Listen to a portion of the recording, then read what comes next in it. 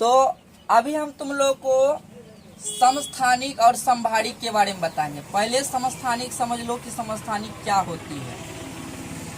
समस्थानिक किसे कहते हैं, इसका परिभाषा हम लोग किस तरीके से याद रखेंगे। तो तुमको समस्थानिक समझने के लिए हम तुम लोगों को दो तत्व का नाम बताते हैं, दो तत्व का नाम बताते हैं, ठीक है।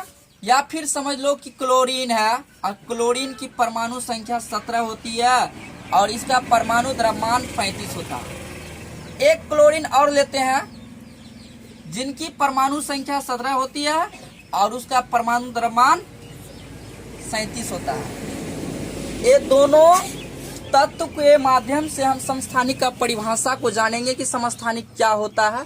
बिल्कुल आसान तरीके से समझेंगे और तुम लोग देखना कि देखो यहाँ पे क्या है, एक ही तत्व के परमाणु संख्या क्या है, समान है। हम यहाँ पे देख पा रहे हैं एक ही तत्व के परमाणु संख्या समान है परंतु परमाणु द्रव्यमान अलग अलग है, तो इसको हम समस्थानिक कहते हैं।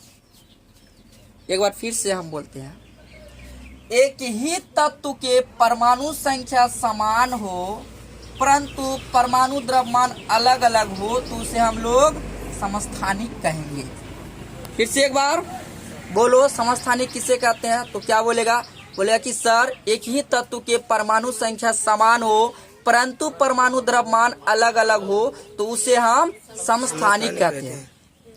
अब हम तुम लोगों को बताएंगे समभारिक क्या होता है। समझ में आया? समझ में आया? जी सर। कैसे बोलेंगे समस्थानिक का परिभाषा? तो बोलना क्या है कि एक ही तत्व के परमाणु संख्या समान हो, एक ही तत्व के परमाणु संख्या समान हो परंतु परमाणु द्रव्यमान अलग अलग हो तो उसे हम समस्थानिक कहते हैं। चलो फिर से एक बार बोलते हैं, एक ही तत्व के परमाणु संख्या क्या हो, समान हो परंतु परमाणु द्रव्यमान क्या हो, अलग अलग हो तो उसे हम क्या कहेंगे, समस्थानिक कहेंगे। या ऐसे नहीं बोलेगा तो इसका एक तरीका और है कि एक ही तत्व के परमाणु द्रव्यमान अलग अलग हो परंतु परमाणु संख्या क्या हो, समान हो तो इसे हम समस्थानिक कहते हैं। चलो अब हम तुम लोग को समभारिक का परिभाषा बताते हैं। समभारिक किसका बताएंगे, समभारिक का परिभाषा बताएंगे। समभारिक का परिभाषा क्या है, ठीक है। तो देखो ये जो है अब तुम लोग जो है इसको 10th क्लास में भी अच्छा से पढ़ पाएगा। अभी तो तुम लोग 9th क्लास में है, जी सर। अभी 9th क्लास में है ना, जी सर। 10th क्लास में जाएगा तो इसके बारे में और अच्छी तरीके से हम बताएंगे। अभी तुमको 9th क्लास में इतना ही याद रखना है, जिस तरह से हम बताए हैं वही याद रखो, बाकी 10th क्लास में सारा चीज कंप्लीट करा देंगे। तो देखो समभारिक को समझने के लिए हम फिर दो तत्व को लेंगे। पहला तत्व है कैल्शियम और दूसरा तत्व है आर्गन।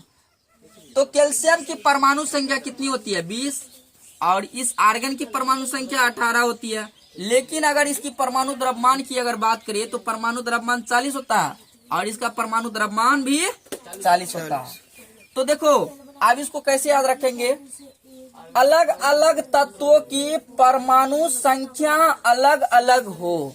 देखो यहाँ पे देख पा रहे हैं कि अलग अलग तत्वों की परमाणु संख्या अलग अलग हो परंतु परमाणु द्रव्यमान समान हो तो उसे हम समभारिक कहते हैं। समभारिक का मतलब समझा देते हैं। सम का मतलब होता है समान और भारी का मतलब होता है भार और भार का मतलब होता है द्रव्यमान। जिसका द्रव्यमान समान हो उसे हम लोग समभारिक कहेंगे। उसको क्या कहेंगे, समभारिक कहेंगे।